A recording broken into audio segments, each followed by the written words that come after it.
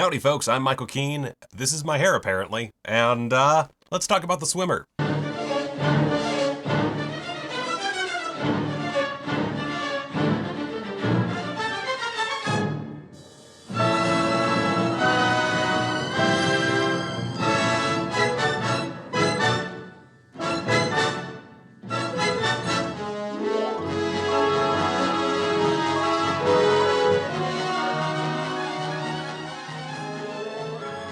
So The Swimmer is a 1968 film starring Burt Lancaster, Janet Landgard, Janice Rule, and, say, Marge Champion.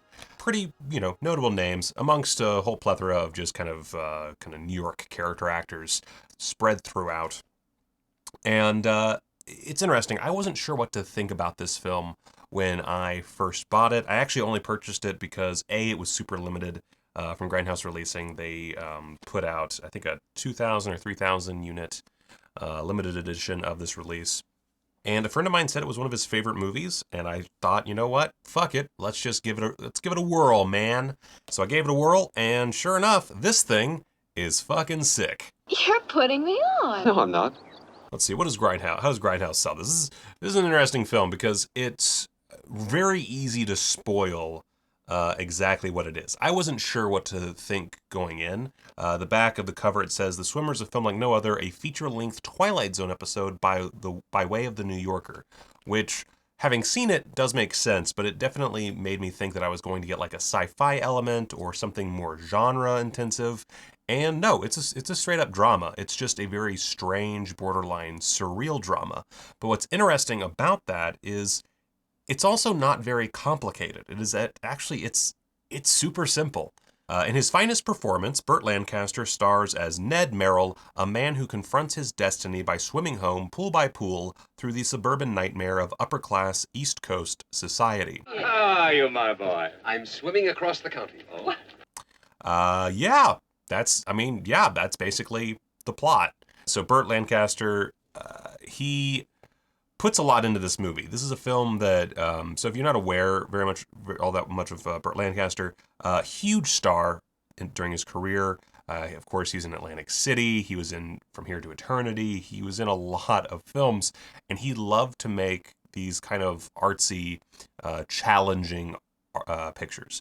And The Swimmer was one of his favorite performances. So it's intriguing just from a historical context to see something that this huge movie star agreed to be in that is really not a very large film. The original budget was, I think, like 500 grand, and then they added some more to that when they decided to hire a star, aka Burt Lancaster. In addition to the historical thing, this is also a very volatile production. It was produced by Sam Spiegel, who was a huge producer and a bit of a douchebag by all accounts. And long story short, during production, there were a lot of disagreements about how the film needed to be made. Sam Spiegel really went back on his own word quite a bit. Made writer Eleanor Perry very frustrated. Made director Frank Perry, her husband, also very frustrated. And it's interesting, they were a very hot commodity for a minute. They were Oscar nominated. They were this really special husband-wife team. And this really derailed that. They did make a few more movies, but the career that they could have had was definitely foobarred a little bit thanks to The Swimmer. Anyway, I don't want to just go around and around the plot here. Suffice it to say, since I don't want to spoil anything, that it's basically a great exploration of masculine hubris. Probably, actually, you know what? It's probably the best examination of masculine hubris that I've ever seen. It really digs into the tragedy of how most people tend to end their lives, has a bit of that sort of Don Draper existential crisis thing going on. That's about as far as I want to take it. If I really dig too much into the themes of this film, it could potentially hurt the experience, because I do think a big part of the experience of watching The Swimmer is getting to the end point and realizing what all of the film has led up to, and also like the little points where you start to realize what it's doing. It's a film that is always kind of feeding you little bits of information, while all of the characters within it know what's going on. The viewer is kept just slightly out of view of what's really happening.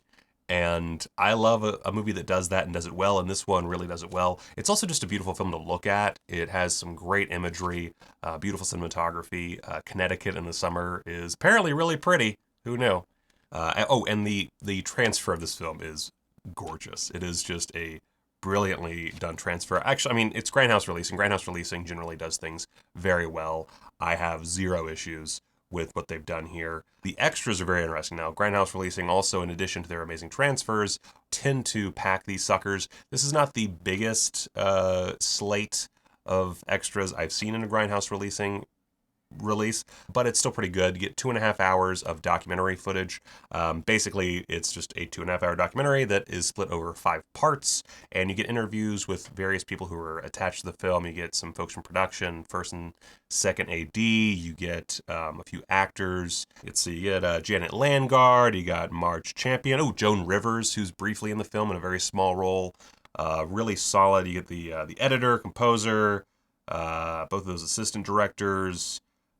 Bob Horn, who taught Burt Lancaster how to swim. Just a really solid group of people. It is very much talking heads. This is not a very behind the scenes footage heavy documentary, which you wouldn't expect it either. It's a film from 1968. Didn't have anybody with a video camera just running around. So you also get The Swimmer, read by author John Cheever, which is cool if you just want to listen to the story that this film is based on. That's great. It's like 25 minutes. Liner notes by legendary director Stuart Gordon. Basically, you get an introduction. If you open the sucker up, we already did a video unboxing this, but I'm going to show you. This limited edition comes with a CD.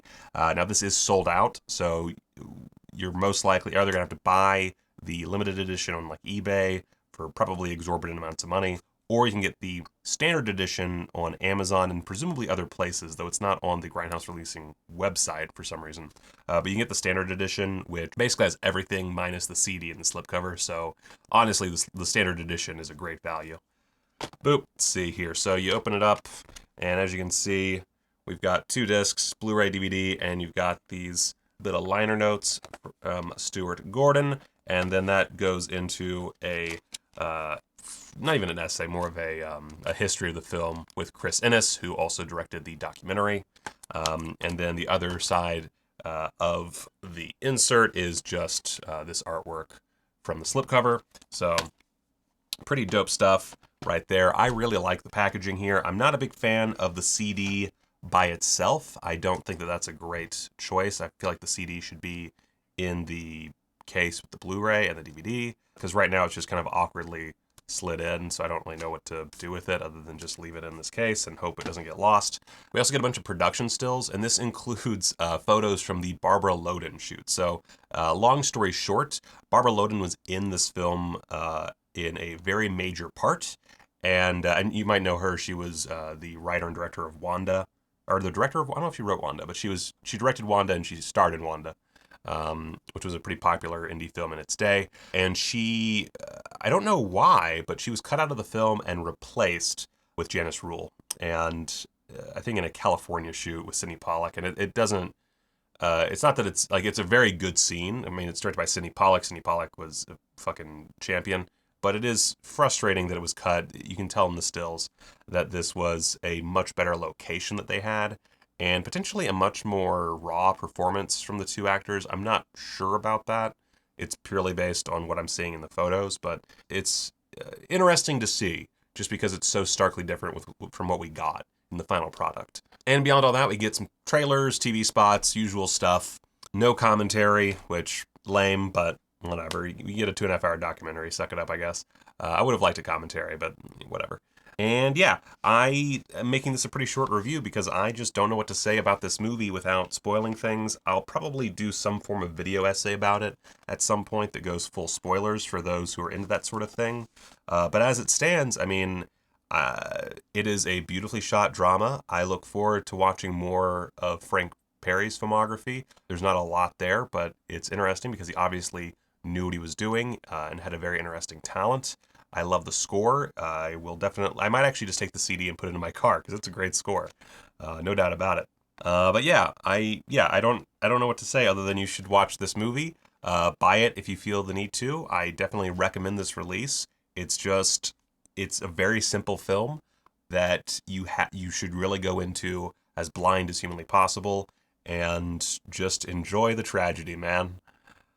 Oh, and if you want to double up, do a little double feature, I highly recommend Sweet Smell of Success, another Burt Lancaster movie that was not particularly well loved in its time, but has turned into a pretty big classic. As you can see, it has a Blu-ray from Criterion, so definitely check that out. This is a really solid release that I actually have not gone through and watched all the extras on, so I might have to do that soon, just because I'm in a Burt Lancaster kind of mood. Also does Tony Curtis. Tony Curtis. So, Sweet Smell of Success, highly recommend that, along with The Swimmer, quality releases, and Grindhouse releasing just fucking kicks ass. Speaking of Grindhouse releasing, I do have a much bigger review that I'm planning on for hopefully tomorrow, and that is I Drink Your Blood, also from Grindhouse releasing. One of my viewers really wanted me to review this, so I'm going to do it. I've already watched the movie, and now I just have to go through these special features, which can't be that hard. I mean, it's really only...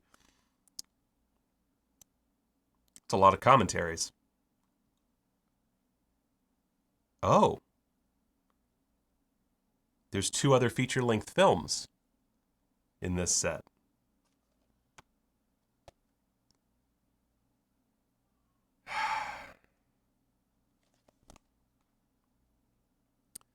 Well, it's what I'm going to have to start doing, so go watch a movie.